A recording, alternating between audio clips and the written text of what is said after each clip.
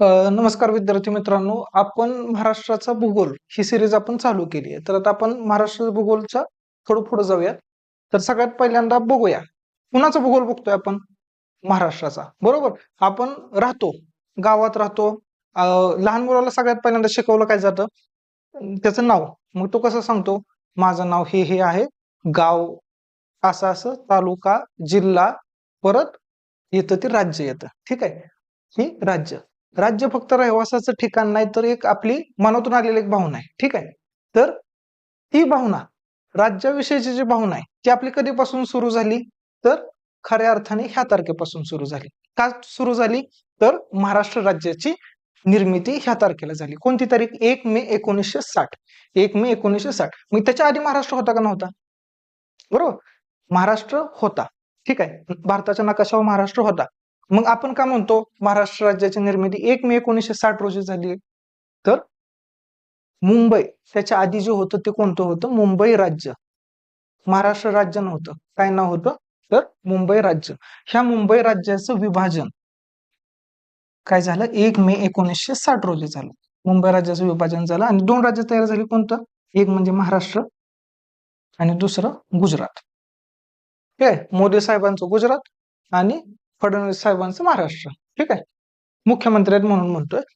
तर महाराष्ट्र आणि गुजरात हे 1 मे 1960 रोजी. ठीक आहे, तर महाराष्ट्र राज्य, आपण महाराष्ट्र दिन कधी आपण सेलिब्रेट करतो? 1 मे 1960 रोजी. आणि गुजरात दिन मग ते लोक कधी सेलिब्रेट करणार आहेत? सेम डेट, 1 मेच. ठीक आहे, आपण करतो महाराष्ट्र दिन, ते करतात गुजरात दिन 1 मे 1960 रोजी.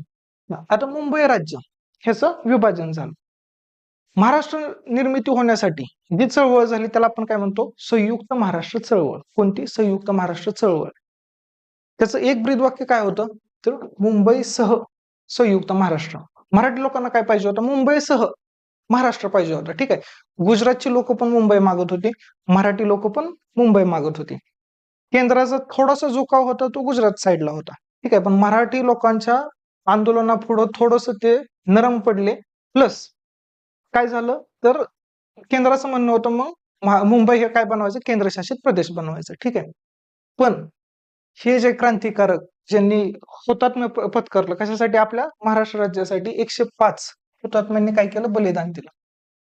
त्याच्यामुळं मुंबई ही शेवटी महाराष्ट्राला भेटली. ठीक आहे, तर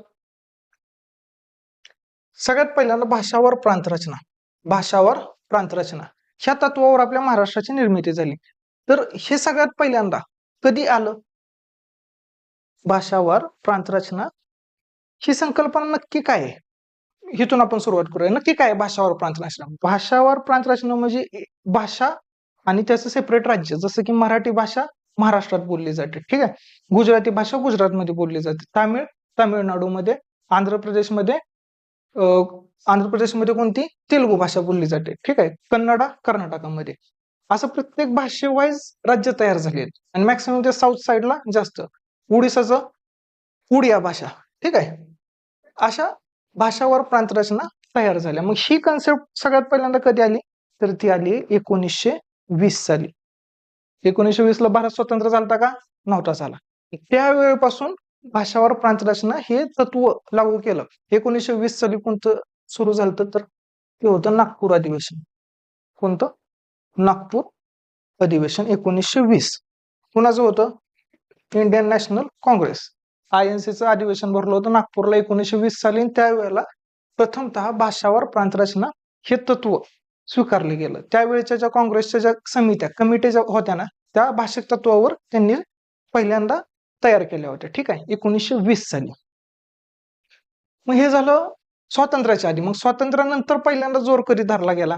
हे जोर तर धरला गेलाच होता. स्वातंत्र्य जसं भारताला स्वातंत्र्य भेटलं तशी मागण्या सुरू झाल्या. ठीक आहे, तर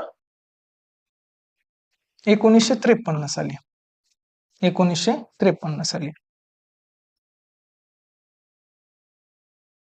सर्वात पहिले भाषिक आधारावर प्रथम राज्य तयार झाले. ते कोणतं आहे? आंध्र प्रदेश. सगळ्यात पहिल्यांदा भाषिक तत्वावर कोणतं राज्य तयार झालं? तर आंध्र प्रदेश. आंध्र प्रदेशमध्ये बोलली जाणारी भाषा कोणती आहे? तेलुगू. ठीक आहे, मग हे आधी आंध्र प्रदेश कोणत्या राज्यात होतं? तर मद्रास राज्यात होतं. जसं महाराष्ट्र राज्य हे मुंबई राज्यामध्ये होतं पूर्वी. गुजरात कुठं होतं? मुंबई राज्यामध्ये होते. महाराष्ट्र गुजरात सॉरी मुंबई राज्यात होतं. तसं हे आंध्र प्रदेश होतं ते कुठं होतं आधी? मद्रास. ठीक आहे. तर ह्यांची सर्वात प्रथम मागणी काय होती की आम्हाला तेलुगू लोकांचा सेपरेट एक प्रदेश करून आम्हाला एक राज्य म्हणून स्टेटस द्या. हे कोणी? आंध्र प्रदेशच्या लोकांनी. त्यासाठी हे नाव लक्षात ठेवा,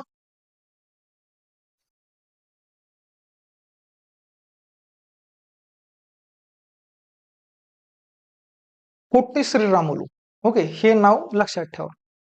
ह्या असे व्यक्ती आहेत की यांनी 58 दिवस आमरण उपोषण करून ही मागणी धरली, आम्हाला आंध्र प्रदेश तेलुगू भाषिकांचा एक स्वतंत्र राज्य आम्हाला स्टेटस देण्याकरता पोट्टी श्रीरामुलू यांनी जवळ 58 दिवसाचं आमरण उपोषण केलं आणि 58व्या दिवशी त्यांनी देहत्याग केला.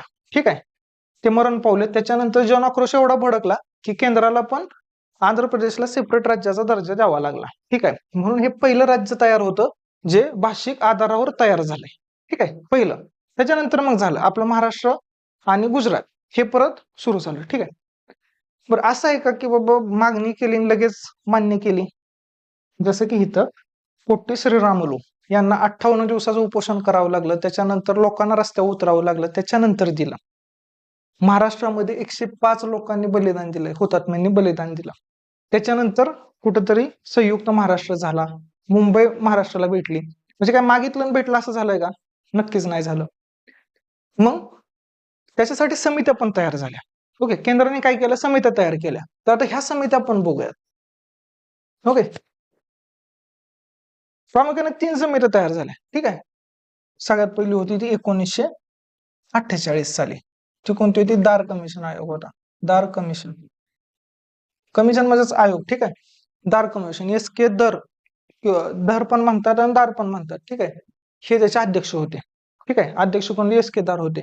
त्यांनी भाषावर राज्य रचनेचा त्यांनी अभ्यास केला आणि त्यांनी परत शिफारस काय केली की भाषिक तत्वावर राज्य बनवू नयेत. भाषिक तत्वावर राज्य बनवू नयेत. नयेत आहेत बरं का. ठीक आहे. सगळ्यात पहिलं दार कमिशन त्यांनी काय सांगितलं? भाषिक तत्वावर तर बिलकुल राज्य बनवायचं. आणि त्यांचं पण बरोबर आहे.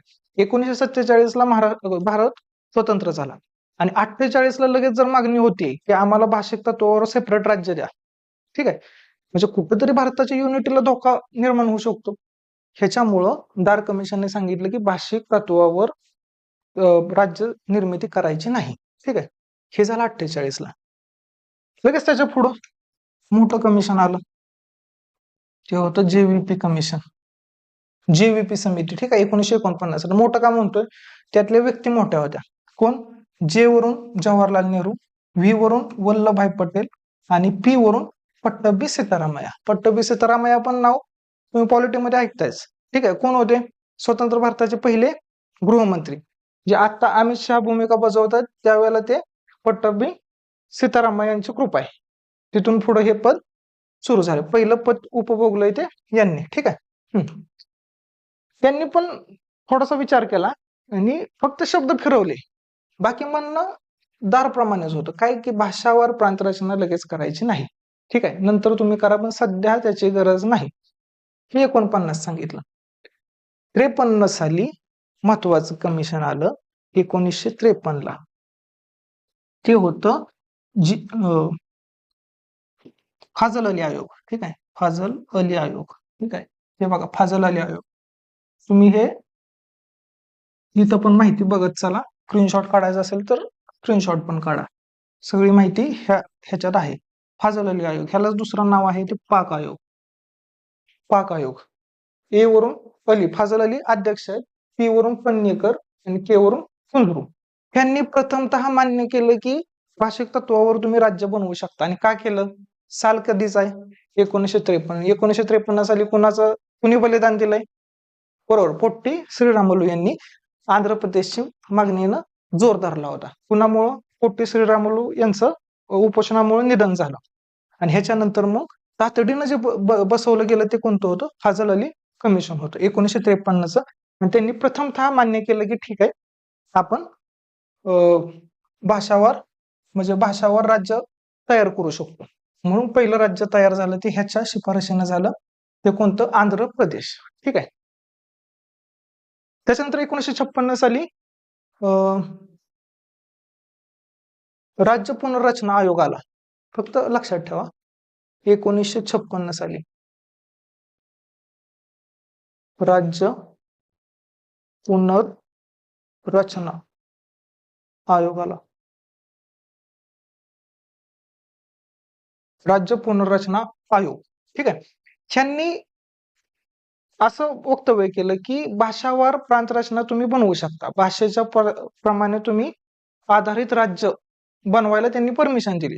फक्त एक तत्व नाकारलं, ते कोणतं होतं? एक भाषा एक राज्य. कोणतं तत्व नाकारलं? एक भाषा एक राज्य हे तत्व मात्र नाकारलं. पण त्यांनी भाषावार प्रांत रचनेला त्यांनी मान्यता दिली आणि ह्याच्या आधारावर मग जे तयार झालं ते आपलं महाराष्ट्र राज्य आणि गुजरात राज्य. कुठून वेगळं झालं? तर मुंबई राज्यातून वेगळं झालं. ठीक आहे. हे महत्वाच्या व्यक्ती. ओके. काही थोडेसे महत्वाचे पॉईंट बघा. महाराष्ट्राचे पहिले मुख्यमंत्री कोण आहेत? यशवंतराव चव्हाण. राजधानी मुंबई, उपराजधानी नागपूर. ठीक आहे. राजधानी मुंबई, उपराजधानी नागपूर. आता हे पण कधी ठरलंय? 1951 सालीच. तिथं पण नागपूर अधिवेशन झालं होतं. ठीक आहे. त्यावेळेला तेव्हाच ठरलं होतं की एक अधिवेशन वर्षातलं मुंबईमध्ये आणि दुसरं होणार ते नागपूरमध्ये होणार. ठीक आहे. महाराष्ट्र दिन 1 मे. आणखी 1 मेला काय असतं? आंतरराष्ट्रीय मजूर म्हणजेच कामगार दिवस. हे कधी असतं? 1 मेला असतं. ठीक आहे. आणि हे थोडंसं लक्षात ठेवा. लास्टला दार कमिशन रिव्हिजन म्हणून. दार कमिशन 1948, JVP समिती 1949. दोघांनी पण काय सांगितलं? भाषेच्या आधारावर राज्य तयार करायचं नाही. त्याच्यानंतर आला फाजल अली आयोग 1953. कशाचं रेप्लिकेशन होतं ते? रिप्लेट कशाला केलं? ते कशामुळं ही कमिशन आलं? तर पोट्टी श्रीरामुलू यांचं निधन झालं. 58 दिवसाचं उपोषण त्या व्यक्तीनं केलं. कशासाठी? फक्त आपल्या राज्य तयार व्हावं, आपल्या भाषेसाठी, आपल्या राज्यासाठी. त्याचं परिणाम स्वरूप पाक आयोग स्थापन झाला 1953 साली. मग आंध्र प्रदेश राज्याची निर्मिती झाली. आंध्र प्रदेश राज्याची भाषेनुसारच निर्मिती झाली, पण ती कशामुळे? 1953चा फाजल अली आयोग. आणि महाराष्ट्राची पण भाषावरच झाली, पण कुणामुळे झाली?